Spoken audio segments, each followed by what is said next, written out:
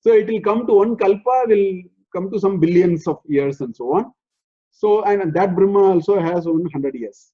And that Brahma is created by that ultimate.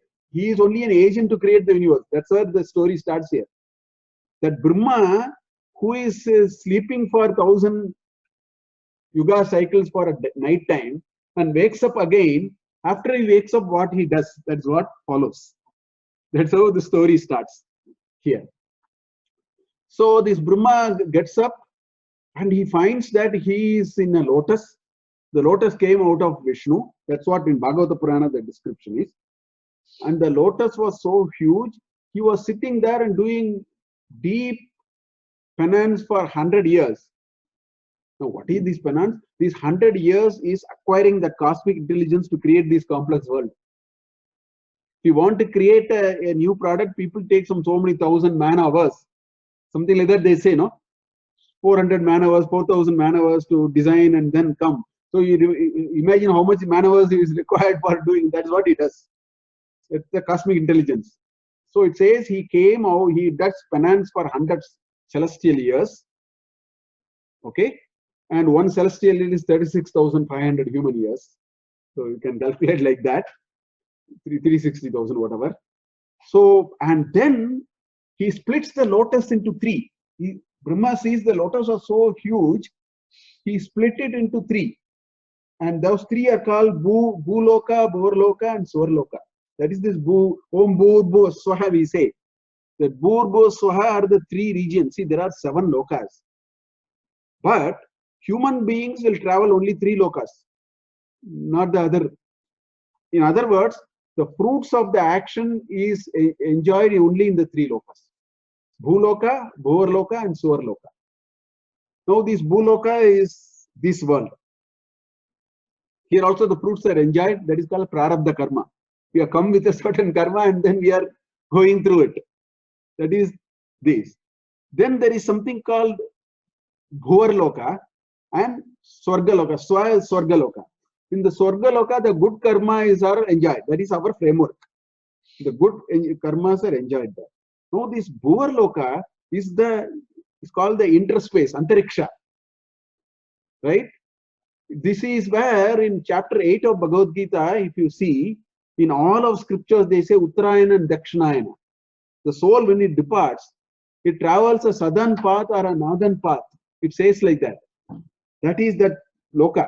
It's Surya Loka or Chandra Loka. If you read Chandogya Upanishad, you will actually find how the soul, after it departed, how it comes back.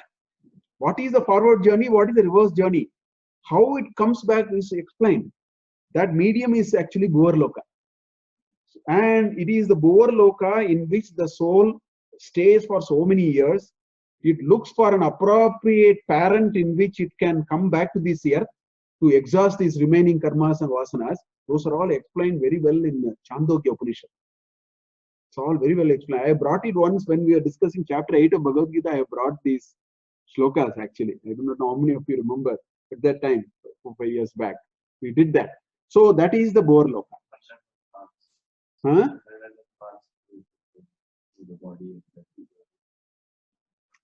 So that are the three, he creates these 3 lokas. Then there is a 10-fold creation. This Brahma actually creates the universe in a 10-fold creation. That's what in the 10th chapter. This is one atom. There are different ways they are explained. So in chapter 10 it says there are 10-fold creation. 6 comes out of Prakriti. See, Prakriti is that ultimate Brahman's component. And Brahma is the Swayambhu which he created. He said use that and this and then you create. So 6 creation was made out of Prakriti and 3 creations out of Brahma and 1 creation out of both. So it explains what are those. So we will see those.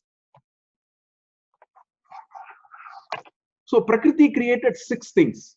First it created Mahatattva. Mahatattva. That is the cosmic intelligence.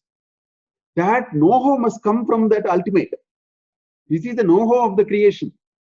That Brahma attained after 100 years of penance. So that Prakriti created that first. And out of that came these three gunas. See, without the three guna, you cannot create this world, this universe.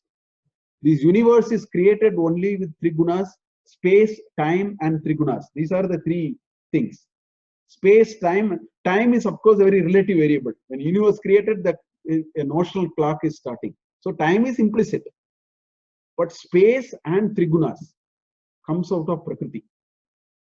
So that is Mahat Tattva. Then the ego is created. The ego actually comes out of Sattva, comes out of Rajas. The Manas comes out of Sattva. And the Pancha Bhutas, starting with sound, came out of Tamas. So the primordial starting of this whole process is the Trigunas. And it is told that when the Trigunas equilibrium is disturbed, the creation process starts. When they are in perfect equilibrium, nothing happens. When that equilibrium is disturbed, that's how the Mahat Tattva comes, when there is a disturbance in the equilibrium of the Trigunas. This is how it is explained. So the ego comes, the five subtle elements come out of it. Okay, the Tanmatras, Pancha Tanmatras, that comes out of this. This is out of the Prakriti. Then the Indriyas come out of it. Because when you have the Tanmatras, then you need something to use it. So the Jnanendriyas and the Karmendriyas. Because the Pancha Tanmatras are Shabda, Sparsha, Rupa, Rasa, Gandha. Shabda, Sparsha, Rupa, Rasa, Gandha. Those are the basic elements. So in order to take it or produce it, you need Jnanendriya and Karmendriya. So the Indriyas are created. That's the next. These are the basic raw material with which you can create anything. That's how the creation process proceeds. Then the presiding deities for all the Indriyas are created. I will show you the list. It is available in another chapter. And we keep saying it all the time. Prajanane Brahma Tishtatu, Padayor Vishnustishtatu, Hastayor Harastishtatu, Bahor Indrastishtatu, Jetare Agnistishtatu, Hridaye Sivastishtatu, Kante Vasavastishtantu, Vaktre Saraswati Tishtatu, Nashikayor Vayustishtatu, Nainayos Chandradityo Tishtetam, Karnayor Asvino Tishtetam. All Indriyas are explained. In many of the, I uttered a Lagunyasa. It is available in many, actually. So the Indriyas, presiding deities for the Indriyas. Then the Tamas is created. Because some of the gross elements have to come out of the Tamas. So the Tamas as a basic enabler of the raw material for creation is, these are all done out of the Lord, out of that ultimate Lord. The Purusha has a Prakriti component, yes. Tamas?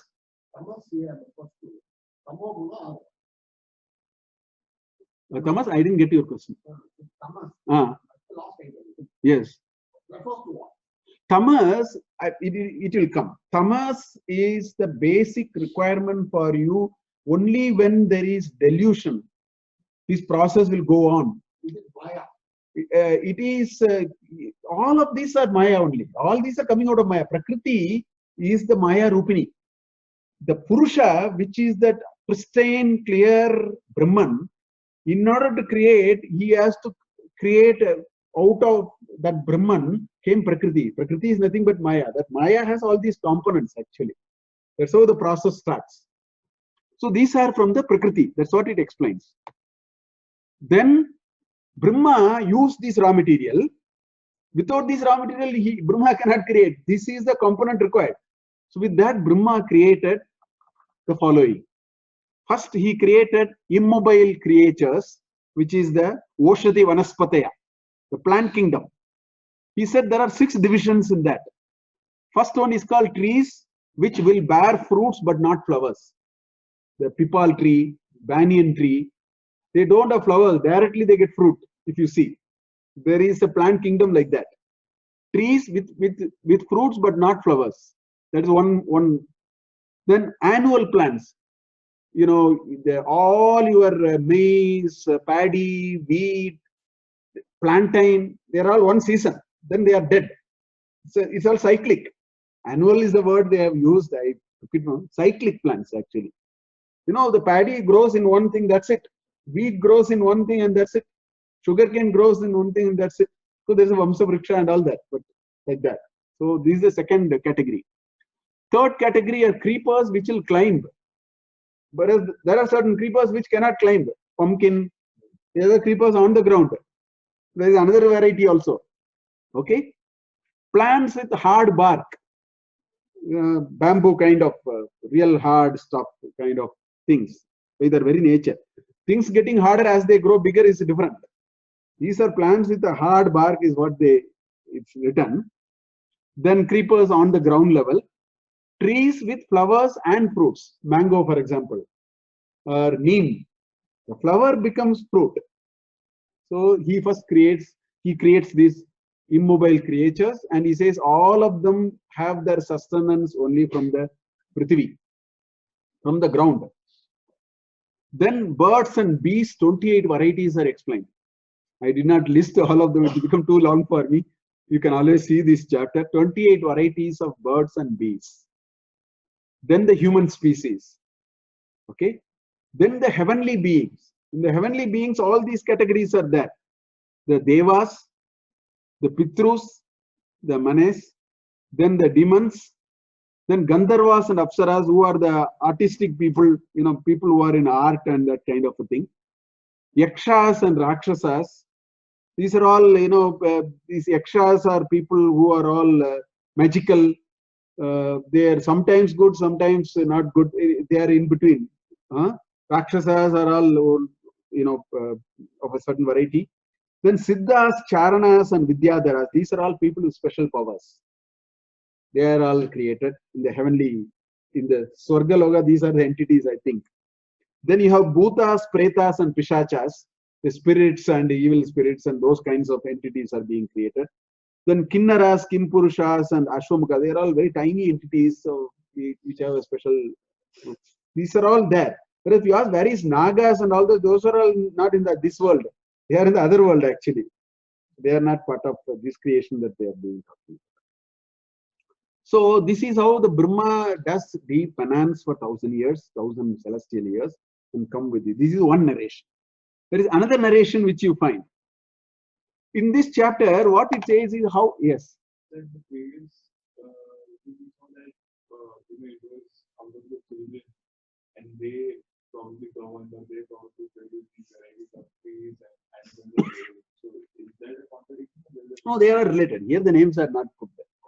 That's what I'm saying. It is such a complex process. They're explaining it in 4 or 5 different ways.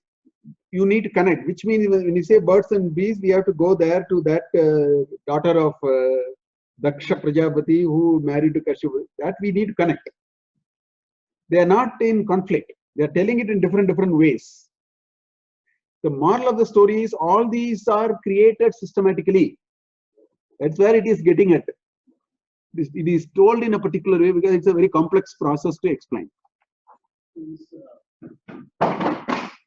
Avatar is also supposed to be some indication of starting from Avatar to, sequence. You say that also is a different way of explaining the. Yes. That is another, the Vishnu's avatar, they are also explained in Bhagavata. They are also, in fact, in this itself, in this skandam, Tritiya skanda, where this creation process is explained, immediately the Varaha Avatara, Hiranyaksha, Hiranyakashipu, everything is included here. There we are seeing it with a certain different lens and the purpose of why they are coming. The context and the conversational context only changes. All are explanation of the evolutionary process in very different ways. They're all explained in very different. See, it is all explained in many different ways to just get that sense. Yes. So here, what really happens here is here it says it gives another narration here. Here it tries to give an impression that Brahma actually attempted, and in many ways it failed. He tried in many different ways and finally he adopted a particular method. That is explained in this particular. For example, Brahma first said that if this process of creation has to go on, you need to create ignorance as an important element. Tamas, that you explained. So he says he created 5 types of ignorance. Without ignorance, things are not going to go. If everybody is completely, illuminated, the world will come to a grinding halt. The creation process can never happen. So he first thought about it. He said, let me first create tamas, which is what we said, ignorance about oneself. Then moha, self-identification with body. Okay. Then Mahamoha, craving for enjoyment. Then Tamirasa, which is anger, and Anda Tamirasa, looking death as one's own end. You have to create these seemingly wrong things for this process to go on. So this is another attempt of the creation being explained. Then he said, okay, let me create 4 sons. Those were Sanata, Sanandana, Sanatana, and Sanat Kumara. And 4 of them did not have any of these 5 varieties of ignorance. So creation failed. They said, we are not interested in all these. We are completely fulfilled. We are embodiment of satisfaction. So this first attempt failed because they went to Dakshina because they are interested in not all these. They said we are beyond all these. So Brahma said the creation process is not going to go forward. She got very angry that these 4 sons ditched him. He was hoping that he will, because he was charged with the creation process, and these 4 sons said, no, we are not interested. So out of that anger, from his angry eye came Rudra. That's how Rudra came. Okay. So out of anger, a boy of dark blue hue from his brows came, called Rudra. So with him, he created 12 Rudras and Rudranis. But the problem was, they created offsprings which were as fierce as Rudras. So Brahma said, this is not going to go. So that was an attempted failure again. So he said, that's not going to work. So then he created the 10 sons, which is what Jatayu mentioned in that chapter. Same names are here. So they are all actually squaring up. They are not in conflict. They are told in different ways. So then he said, he created 10 more sons and a shadow of himself called Kardama. So 11, 10 plus 1. So Marichi, Atri, Angiras, Pulastya, Pulaha, Krat, all these names you found there. Jatayu also mentioned the same thing. Then the process started. That's what Jatayu explained there. Then Brahma finally found the process is going on. Of course, he created knowledge, Vedas and Vedangas, Itihasas, Gayatri as a Chandas, and 7 notes and all that, everything he created. And all those are explained here. Then he also created, from the body of Brahma, how did he create these 10 people? Those are all explained. Who came from where? Because the first process you have to, bootstrap. You have to bootstrap the process first. So he said, out of the thumb came Daksha, then out of the lap came Narada. It's a little bit, let me just reduce this. Yeah. Okay. Out of the lap came Narada, out of the thumb came Daksha. All these are explained. Out of his breath came Vasishta. Out of his skin, Bhrigu, and all that is explained. Out of his right breast came Dharma. Out of his back came Adharma. All these concepts, all these entities, all these knowledge, all came out of him. Okay? Out of his heart came Kama. Out of his brows came anger. The Rudra came out of that. Right? All these are explained. See, all these are very, very figurative, by the way. This is the charm of Indianism. You have to, for example, out of heart Kama means your seat of your desire is in your heart. That is the meaning. The seat of desire is always in the heart. That is what it actually indicates. These are deep ideas. You should not simply take it like that.